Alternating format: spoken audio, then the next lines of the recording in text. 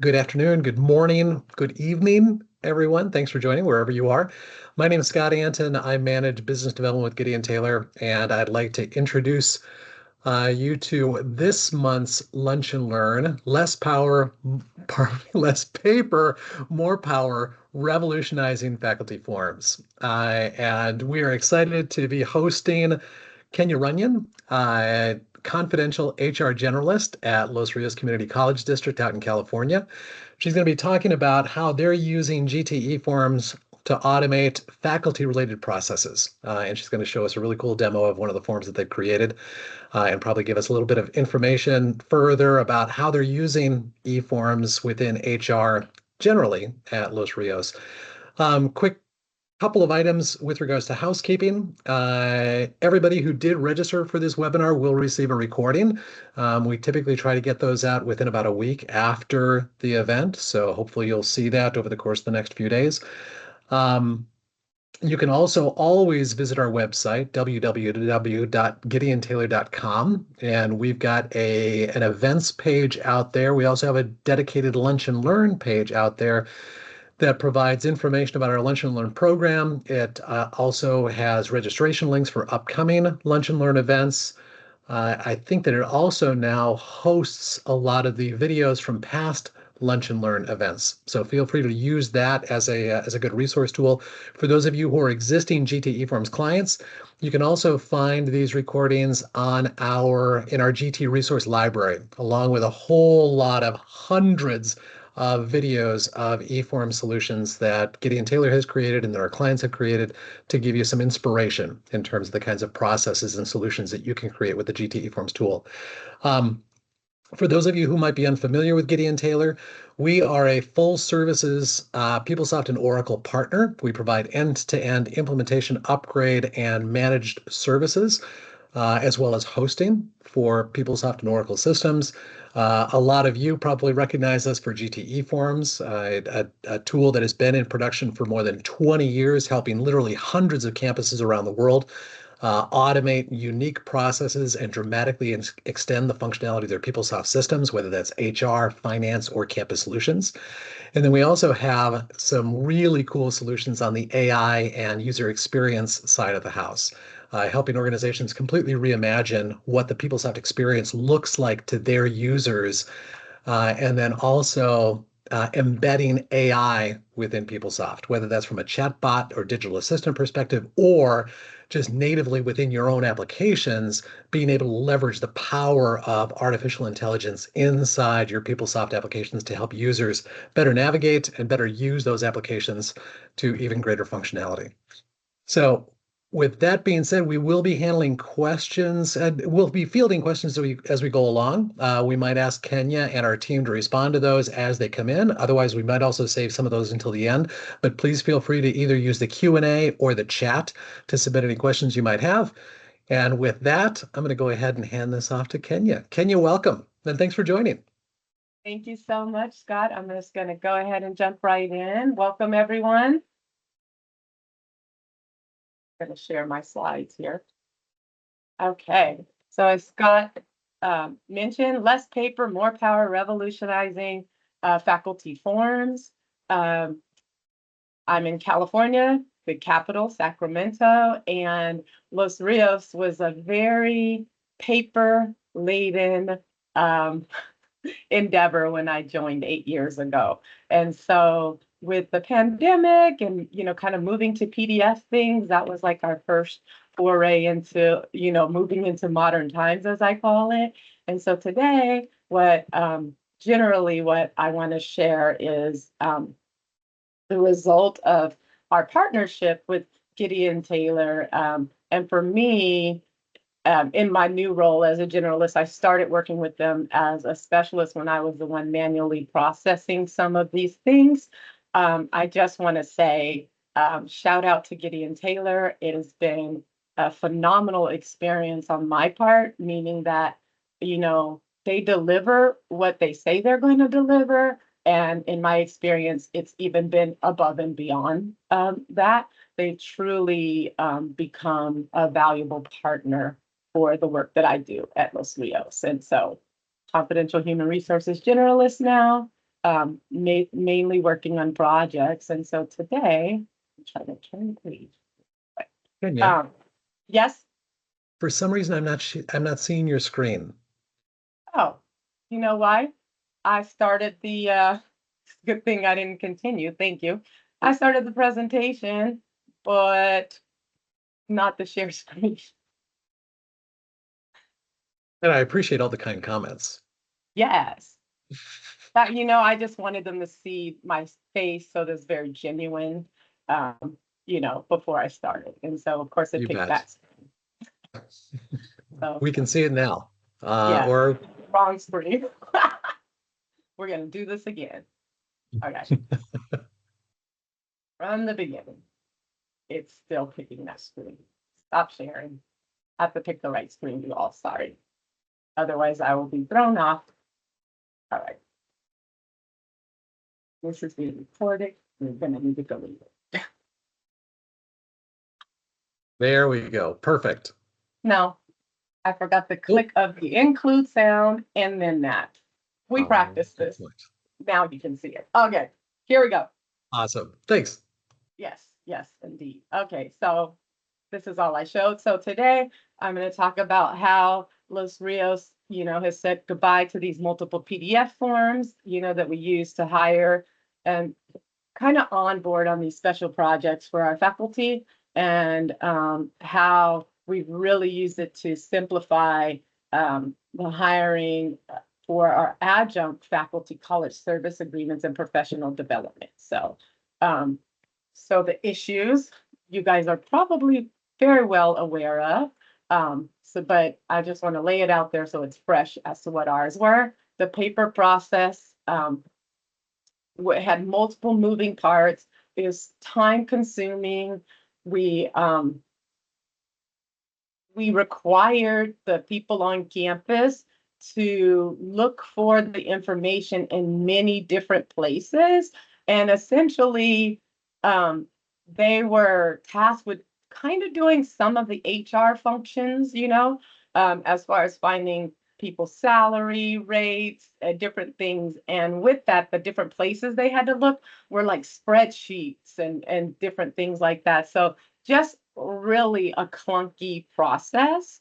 And so when we launched this adjunct professional development form, it got even worse for them. And I won't show you the email, but there was a very well put together email with, all of the issues of, why the process wasn't working, even though, it made it too hard for them to get this extra pay that they were due. So, and on top of that, the adjunct professional development form kind of set standalone from how they are paid. So the application explains like all the work that they did, and they want to be paid for this many hours. And then in order to be paid, then extra service agreement or professional expert agreement, which was my old desk, would have to be generated separately. Once upon a time, that was not digitized, but thanks to GT, we have a wonderful, great process for that. But still, it was like a separate thing that the instruction office or administrative assistants had to do. And then they have to turn in timesheets, and I'm working on that part. So very manual. So moving on to the good stuff. So this is my first little mini video, just going to show you the cumbersome form. Okay, as you can see, the original form started here. It's basically truly a glorified PDF file, and it offers no assistance to the employee or faculty member trying to complete the information. It also does not serve or help the admin or instruction office that has to interpret what they've put here, including the deans, right? Like they're probably getting a whole bunch for many different adjunct or part-time faculty, particularly this, like flex activities. If I clicked on this instruction down to the instruction section, it takes me to a lot of words. And then they have to go to their tentative class schedule, which is, you know, housed probably somewhere else for them outside of this form for sure, to see, oh, did I have a flex obligation and which of these things meets it? In addition, they also have to report their flex in a separate system, uh, because each campus is doing that flex a little bit differently, from campus to campus. And so then anything above and beyond flex, then they can proceed to tell us what college service and professional development activities they've taken or participated in.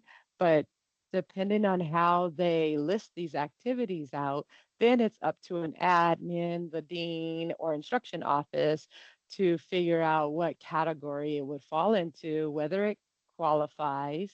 And what I mean by category, we're really talking about our extra service agreement or ESAs, and they can have FTE or no FTE attached, or a professional expert agreement, which is listed here as a PEX. Like the easiest thing is for them to say, oh, I did this college district advisory, committee, but they also do want some words around like, oh, what did you do? Because they generally aren't listing them out like this.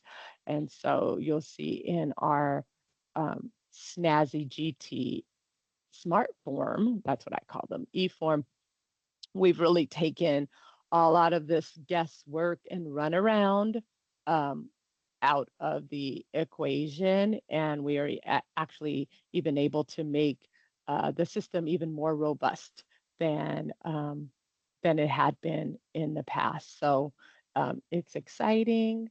I'm excited to share. And we're going to move on to our next demo of what we actually turned this very cumbersome product into. Okay. It's not moving forward, but so that's where we started from. And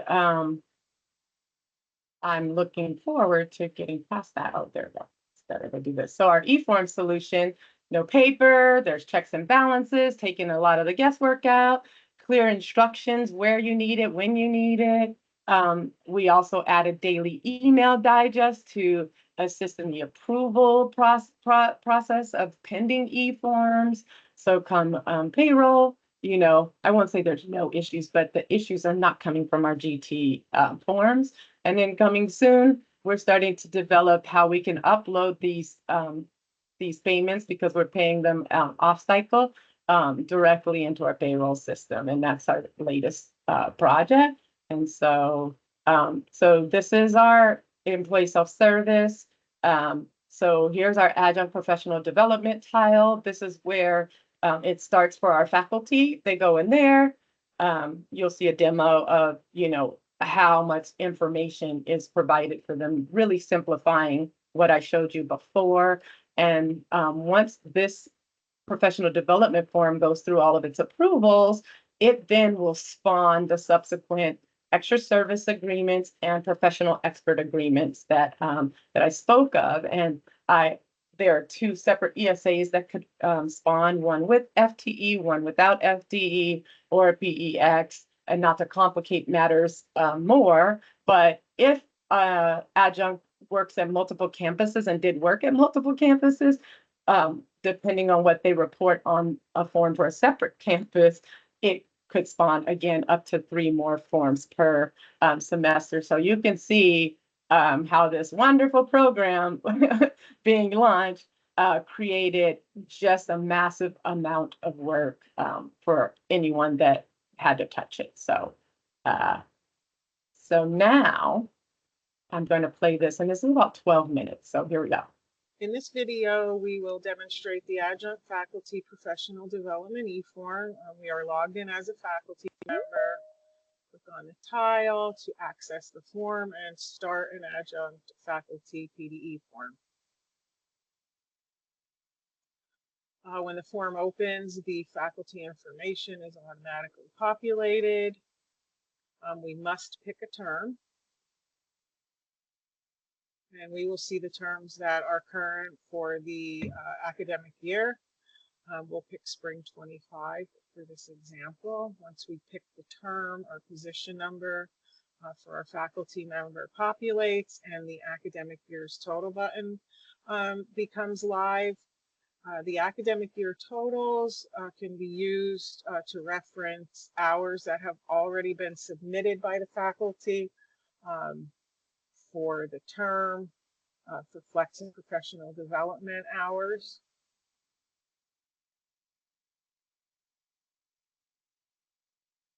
And because this faculty member does have a flex obligation, the flex activities segment shows. We can see here that this particular faculty member has a 6.3 hour obligation to fulfill. So in our grid, we will we'll complete all the details for the activity for flex hours. The date from must be a current or past date. If the faculty chooses a future date, they will get this warning from dates for flex activities must be past dates. And then the to date must be after the from date. So if a date that is prior to the from date is mistakenly entered, they will see this warning. The to date must be greater than the from date for flex activities.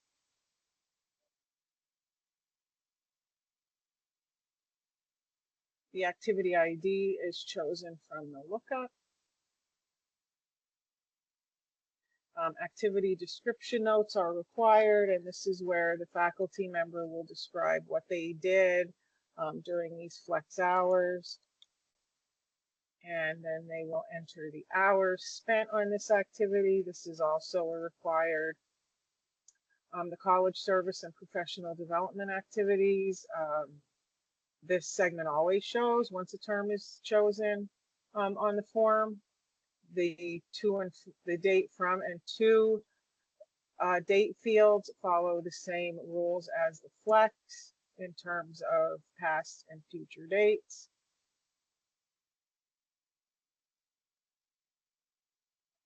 Activity ID and description also are required here, as well as the hours. And total form PD hours also calculates the total hours that are entered in this grid. If multiple rows are entered, those hours will calculate as well.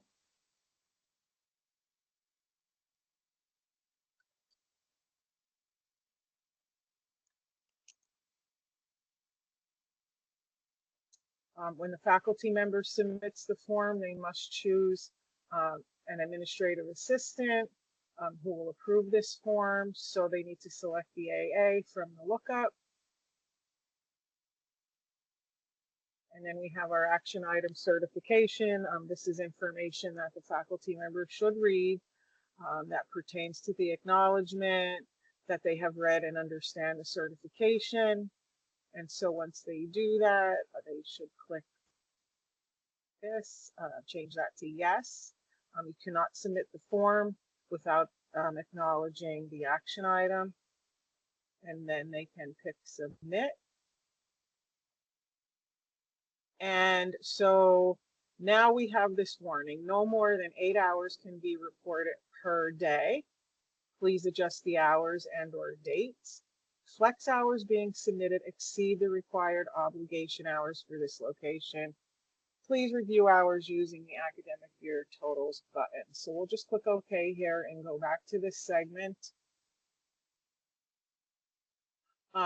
So in this example, no more than 8 hours in a single day can be entered on the form for flex hours. And the total flex hours that are entered in this grid must equal the total flex obligation for the selected term.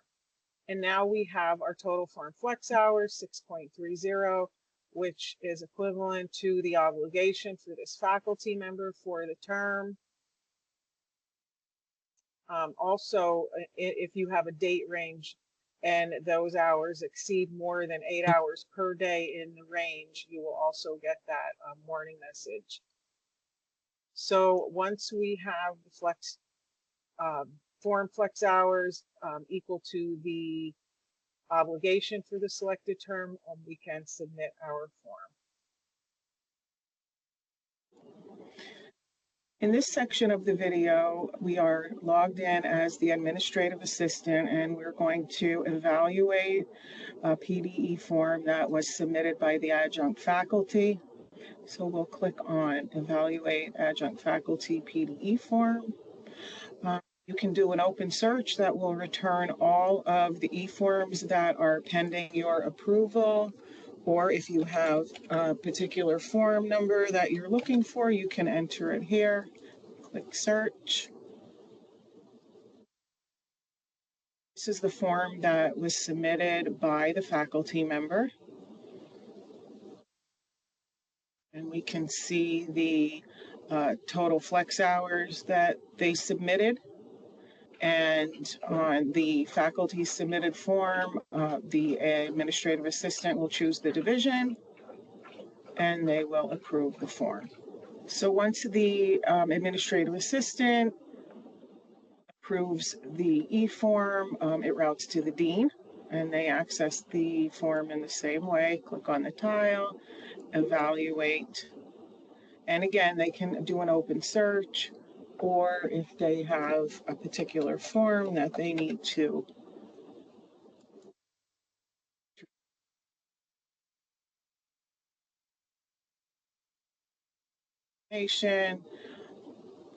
the hours submitted.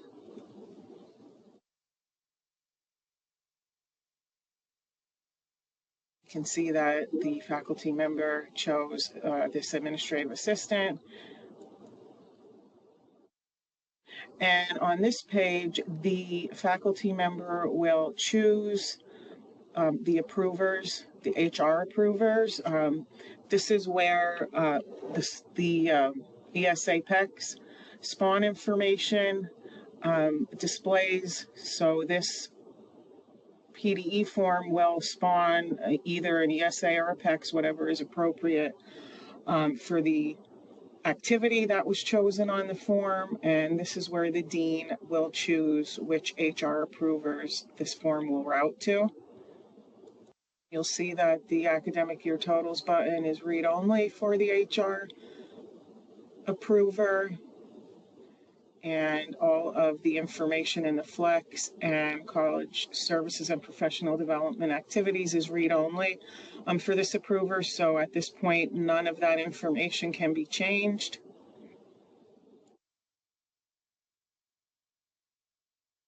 And this is where the HR approver will choose the class and the step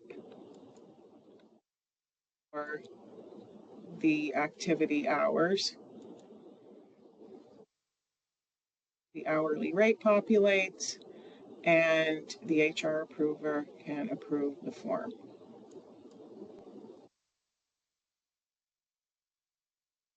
In this section, we'll demonstrate the spawned ESA and or PEX form. Logged in as the administrative assistant, we can either do an open search or we can enter our form ID number.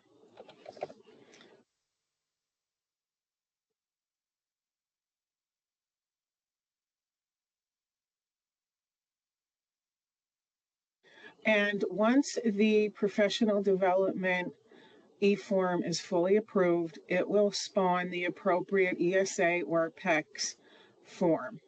The top section of the form, this one happens to be a PEX based on the activity chosen on the professional development form. The adjunct PD form ID will populate here. So you can see which professional development form spawned this PEX form. The assignment type will automatically populate, and this one is a PEX based on the activity that we chose on the professional development form. Our employee does have an employee ID, and that will automatically populate our PEX form. We're automatically assigned a PEX number, work location, a division, title, the position number, fiscal year, and the job code are populated on our form. In the payment information, we can see the class and the step that we chose. They carry over from the PD form, and the hourly rate also populates.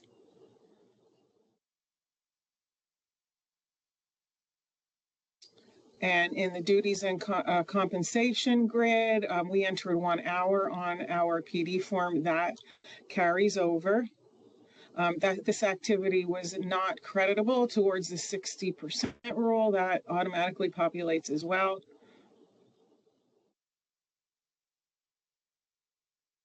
In our budget selection, our distribution amount is populated, and our distribution is 100%.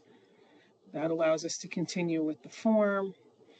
Here in section 1, we can see the activity and the description that we entered on our professional development form.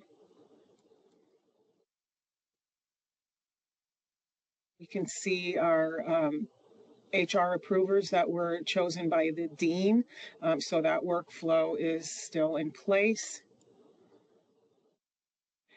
And this particular PEX form needs an attachment. So this attachment is required for the activity this faculty member had chosen on the PD form. So that is why this particular SPON form routes to the AA. So the AA needs to upload the required attachment.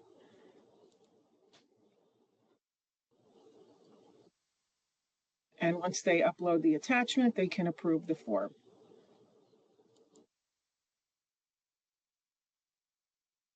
And then once approved, you can see here that the routing remains.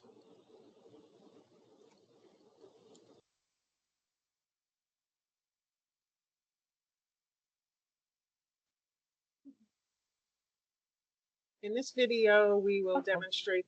Sorry, it's me again.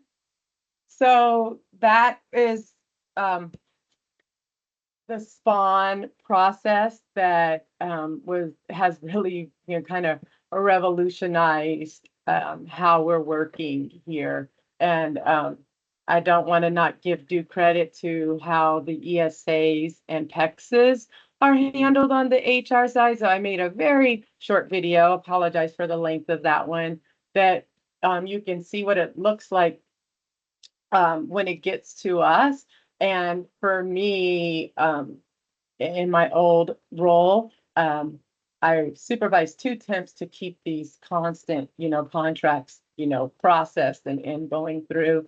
And we had to do the data entry also. So, now with this partnership with GT, as you can see, it, on that adjunct PD side, it started to pull the class and step.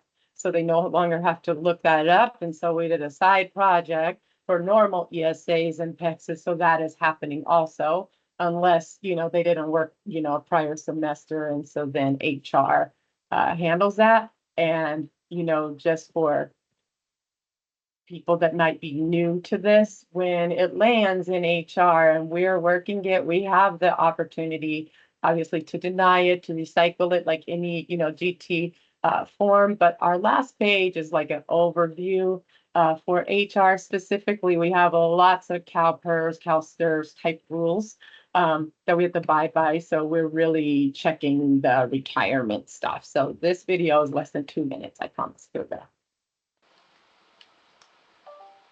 I just want to show the notification button here, and that we have this action view to make it much easier in the processing of these ESAs and PEXs, both spawned and entered, and you navigate through to the next one, You can scroll here and get down to, you know, a specific one that maybe you're looking for without the toggle back and forth to the main menu, which looks from here. When we're here in the main menu, we have to select evaluate, right? And then you're left with this big long list of them scrolling, but once you're finished, you have to come back and, you know, re-engage the search. So this is totally alleviated with that action view. We told you painless. So that's it. I can stop sharing, and I don't know if we have any questions.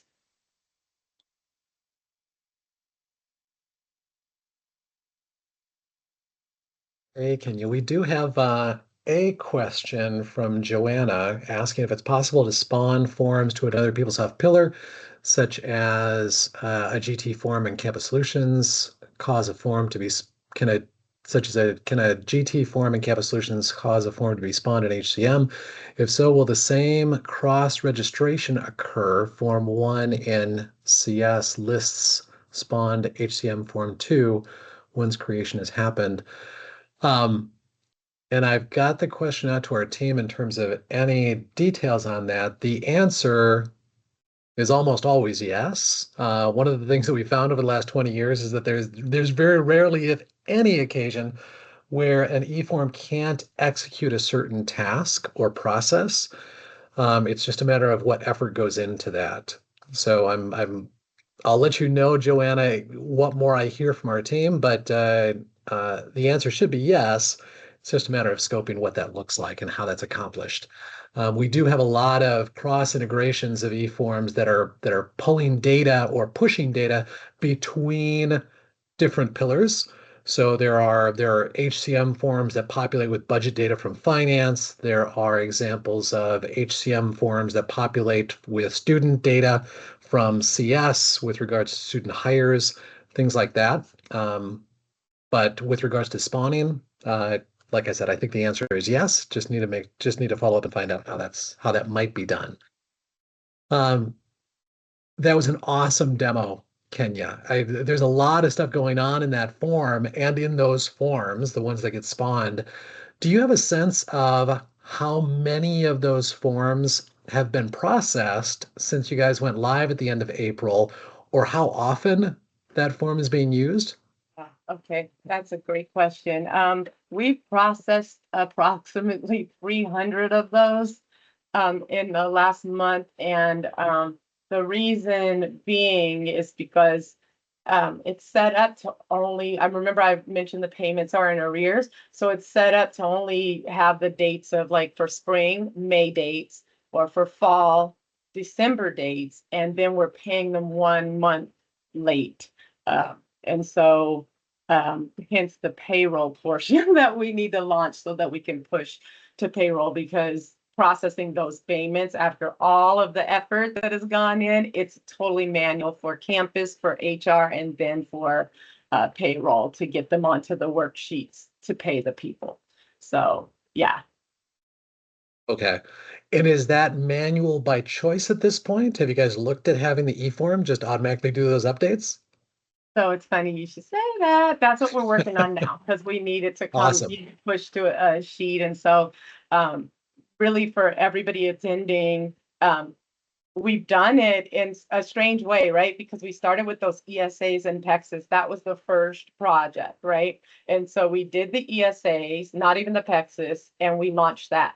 And then we added the PEXs and added, I still call her Rosie, we added the portion that does the data entry for us, right? And we launched that. And then down the line, like a year and a half ago, this pilot program was launched, and there's mutiny on the campuses, and we had to scramble quickly. How can we make it easier than that PDF form? I can't even tell you like how bad it was.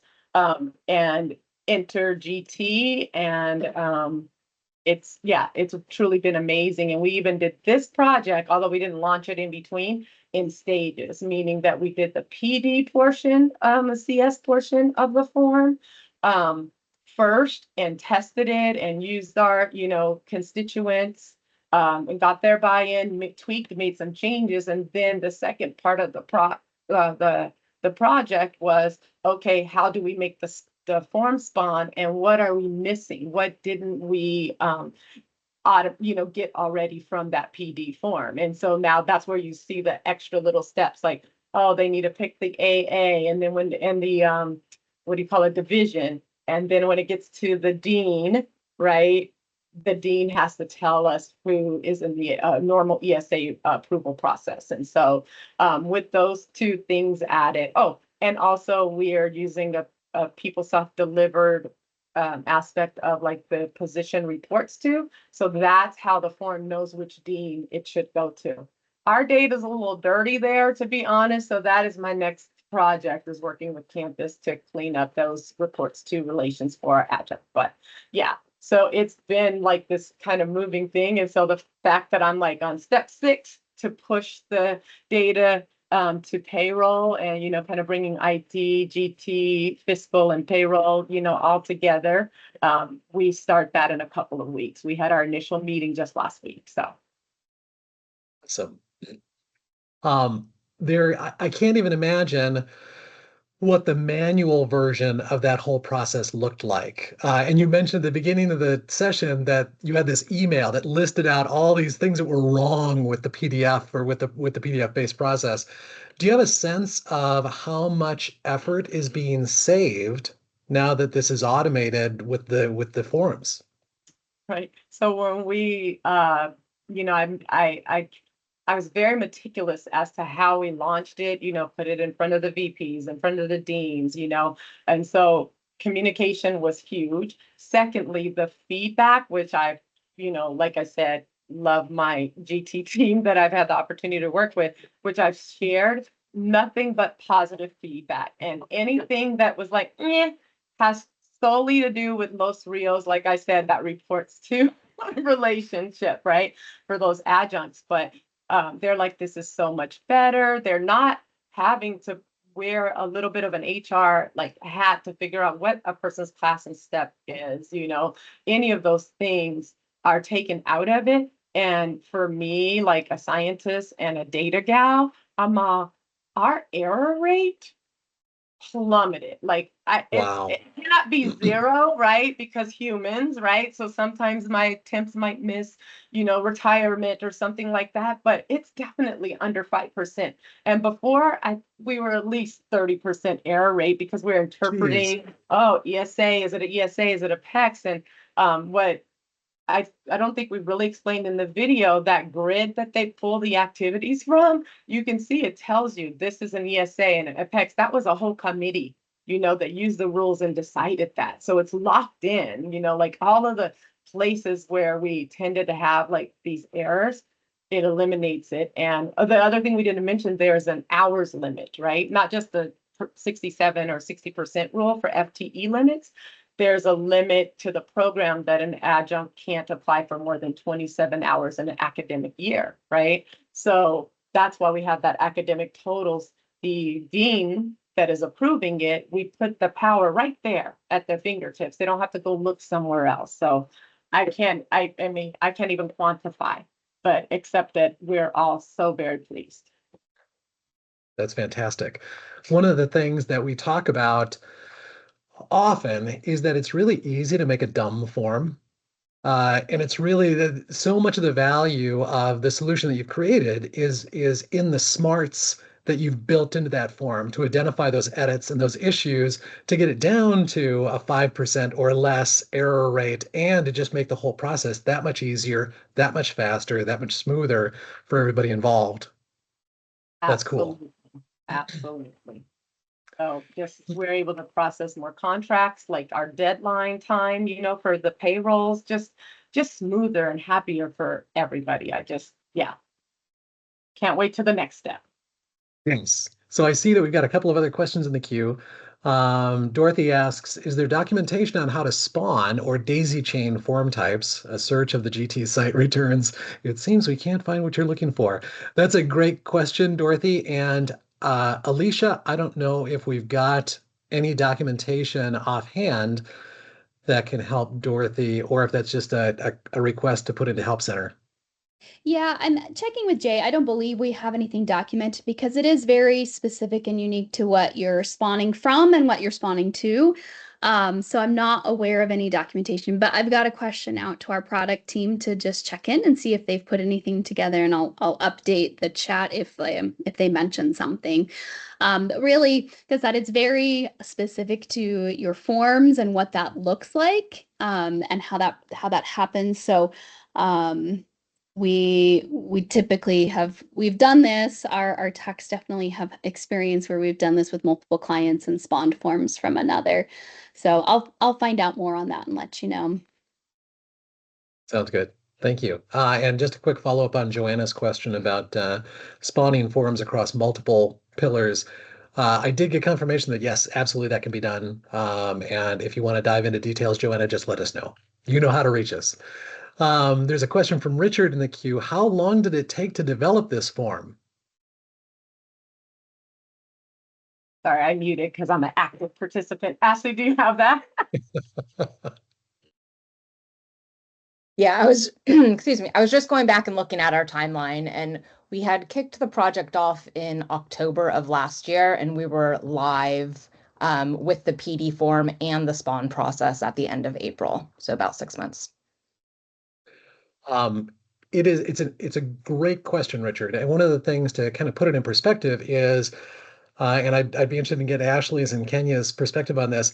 There is the portion of that project that is just defining the requirements and kind of formulating the design. And then there's the effort of actually building the form. Ashley or Kenya, do you guys have any feedback on that aspect of it? Kind of splitting it into those two halves of a project.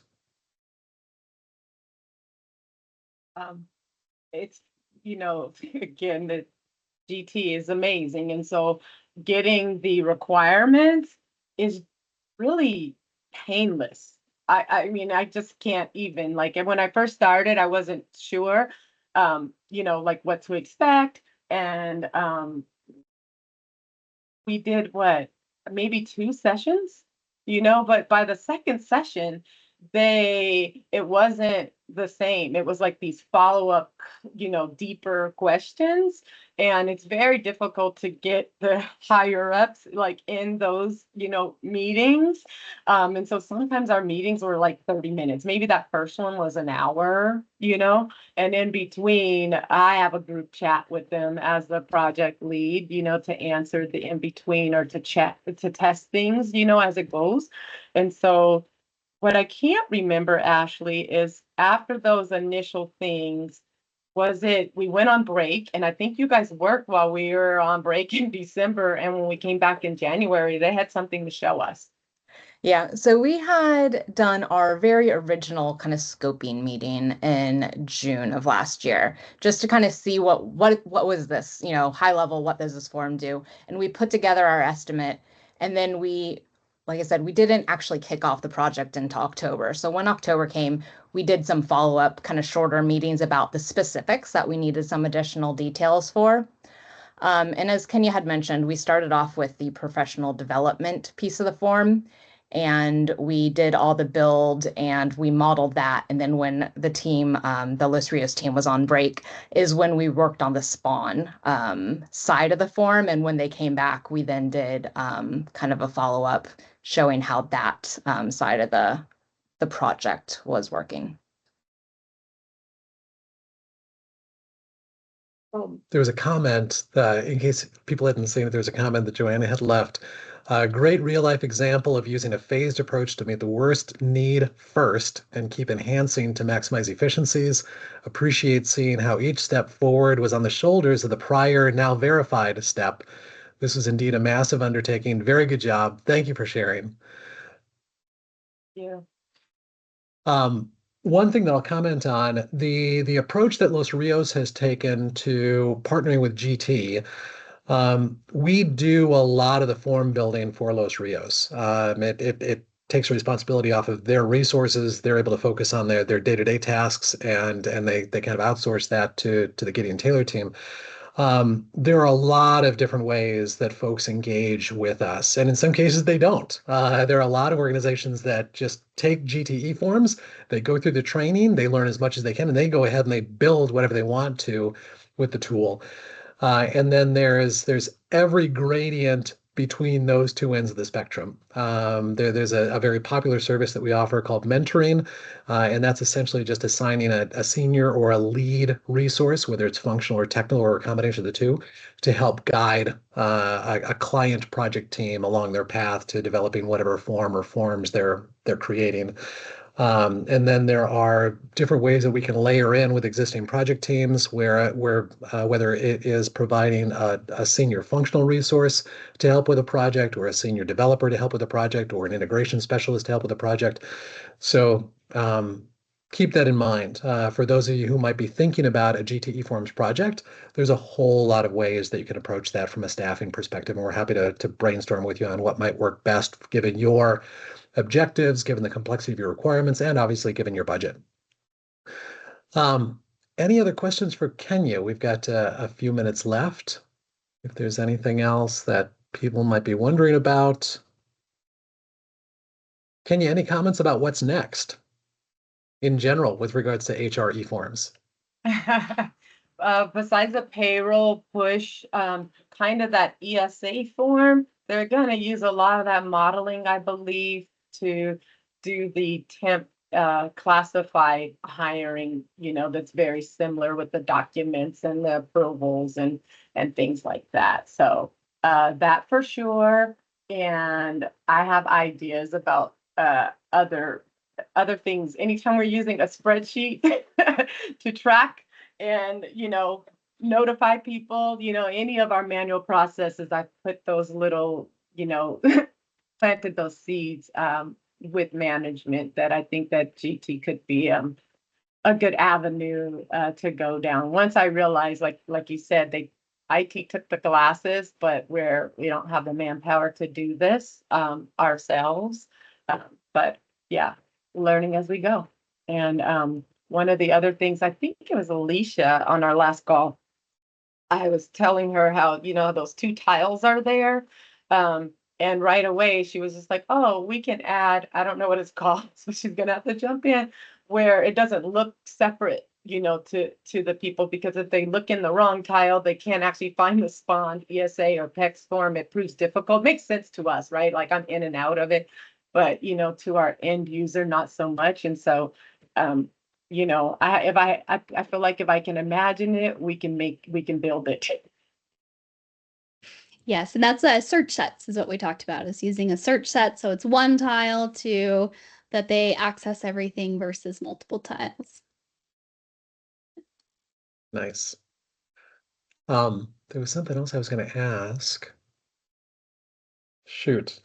Oh, with regards to documents, Kenya, do you guys have a document management system that those get stored off into, or what happens with attachments? Thank you. I forgot that because I didn't want to look over to the side where my notes were. We use a program called OnBase. Okay, OnBase. And so it was something that Lynette wrote for another client because we showed an example, of with one attachment, but if it's a new hire, it's got like 5, 6, attachments, and we were having to, launch them, save as a PDF and stick it somewhere. And so that program, like when I say that it's so hands off for us, it's written where it's storing it, in a secure environment, in our drive. And then we use OnBase. It's called not Insight. I'm sorry, that's the other place. Unity client, and it pushes the program. It pushes it to our OnBase, and it's we don't have documents sitting printed because that's what we did before. Everything was printed out and then we had to wait for temps to scan them in. But we're not waiting for, that whole movement. And so daily, our documents are showing in people's personnel file, not lost, in some on somebody's desk, in some drive, waiting for us to have temps to do it. So again, all the guesswork, and no one is misfiling, because it's all programmed in, right? Like based Right. on the document type. And so again, like I'm sticking to that 95, but I think it's 95% accuracy rate all the way through the process, might I add, but I think it's higher than that. Nice. No new questions. There was some. Oh, did you have a couple of closing slides Oh, in your I deck, do, Kenya? and I will share those right now in the right way. Let's see. I could choose this one just in case. Okay, that's shared, and from current slides coming up for you, Scott, I promise. And yeah. Upcoming training news. Alicia, do you want to comment Yeah. on this? This is your Yeah, so forte. just a couple of upcoming or preview of what's upcoming for Lunch and Learns the next 2 months. So next month, August 21st, we will be hosting a panel. So this will be a little different than some of our others. We'll be hosting a panel of our early adopters of the eForm Assistant powered by IDA. So this is a new feature in our 3.7.0 framework release that just came out in June. It's an awesome new feature. If you have not seen our videos, we have some great videos that were created just to show you what it can do, what the capabilities are. And next month, our early adopters will come and share their experience implementing that, some of the best practices that they have learned, and we'll do that in a panel format. So highly encourage attending that one. Particularly as you are thinking of that, assistance, the eForm assistant, and implementing that in your organization, you'll learn some great things from our session next month. And then in September, we have a session that will be focusing on a project that used delivered PeopleSoft, but enhanced the user experience through GT's Web UX product.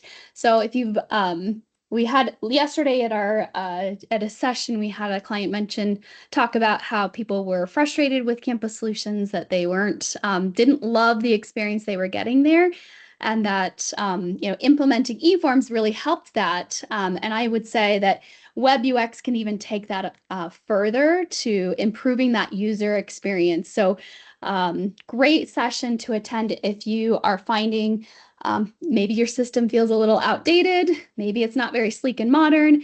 This is a great way to transform your system without a huge output of dollars to make a changeover to a new system or to a new approach through the Web UX product. So highly encourage attendance at that one as well. And then our next slide is just some of our upcoming trainings. As always, we have trainings going on, whether you're booking a seat in a session. So these are booking a seat in a shared multi-client session. All of these sessions are coming up over the next month and a half, and that little QR code will take you there to our registration page. Couple I'll point out, we have a brand new course, Web Dev Lite. This is focused on how to improve the look and feel using delivered PeopleSoft, or using some of the tools. It is a developer class, though I know we have many of you who dabble in the developer side as business analysts. So great new course if you want to change the look and feel of your forms, or the look and feel of your PeopleSoft system, that is.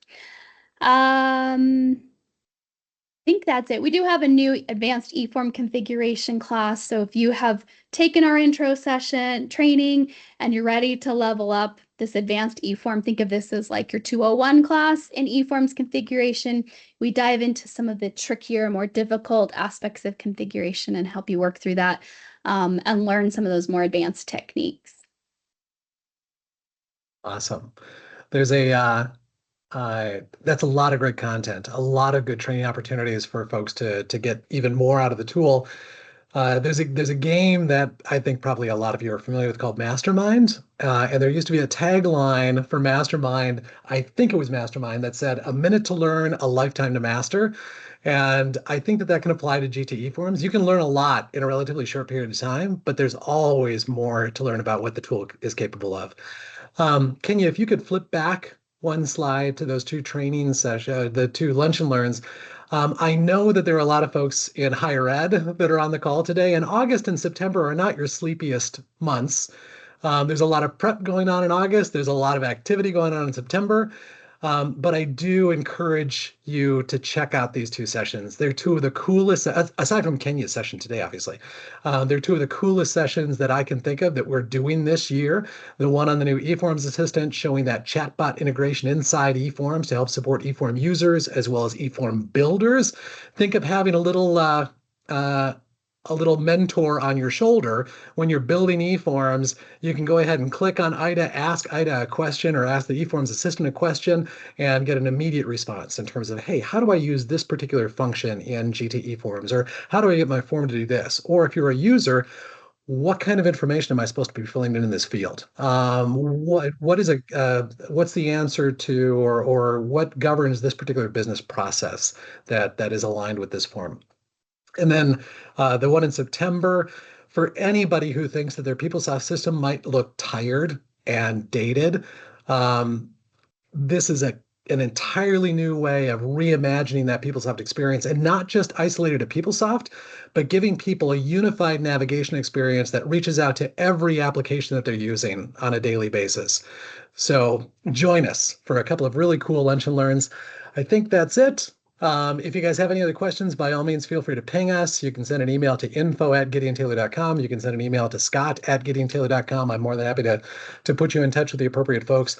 I do want to extend a huge thank you to Kenya on prepping a fantastic and delivering a fantastic session. This is great. I'm excited to get this one posted on YouTube and on our website because I think there's a lot of great content that you shared. So Kenya, thank you very much this afternoon. Thank you, Scott. Again, can't do it alone. So thank you so much. You bet. Everybody, have a great afternoon. Thanks for joining and keep an eye open for future events. Take care.